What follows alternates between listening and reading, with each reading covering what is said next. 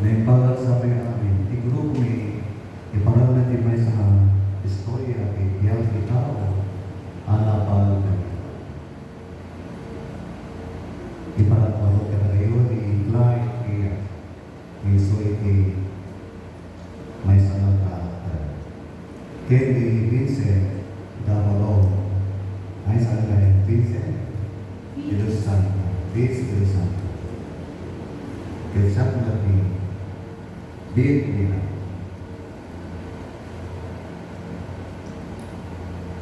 Ni, sige magkaya.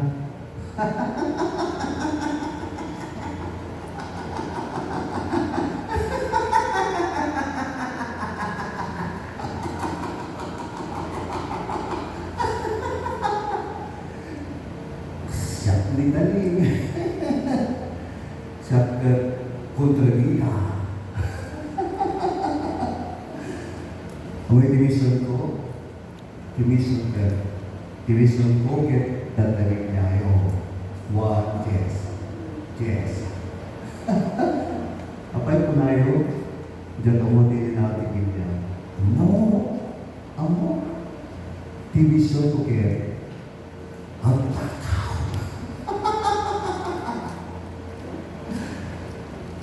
Ang patay.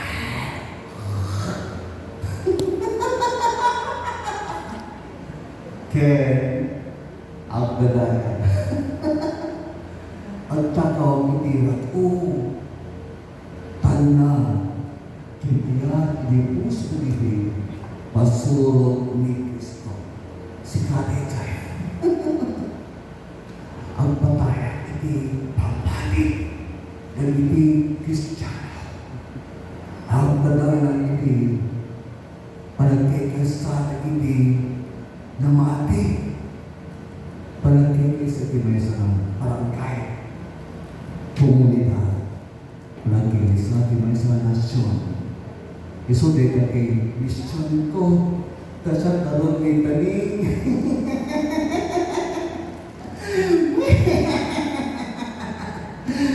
Kita yung dito kay mesa ng pasurot ko. Nami, dagiti ari nga marites ka pasurot ko. Yun na sila.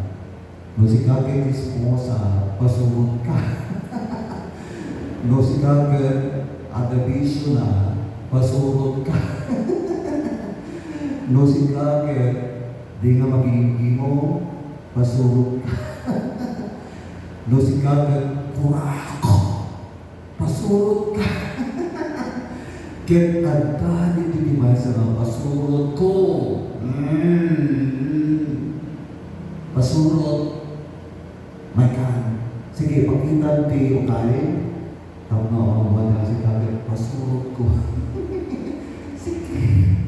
Ano sige? Uy, pare, saan ka pupunta? Pupunta ko ng kami na kasi may fellowship kami.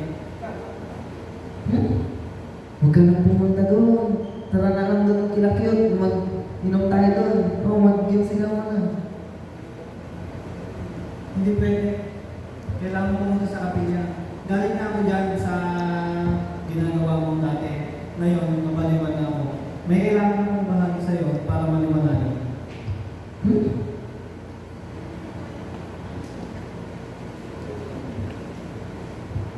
Sabi dito sa John chapter 3 verse 3, si Mungban ni Jesus, ket kinunana kay Wana, pudno, kunang kay ka.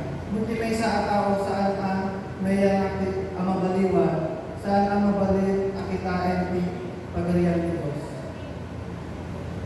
Kaya kung hindi ka magbabago ngayon, hindi mo makikita ang kaharian ng Diyos.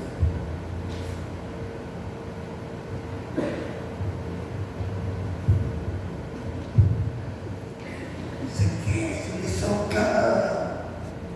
Sulisok ka. Sulisok ka.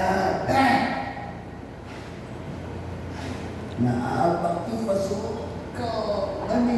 Naabak yung dyan pasurot ni Kristo. Yung hindi pasurot ni Kristo kaya. Nagtakder na, naging pamati na. Nabalbaliwan ka na, tigyan na, nabulog na kailan, kaya nagtakder na, naging pamati na.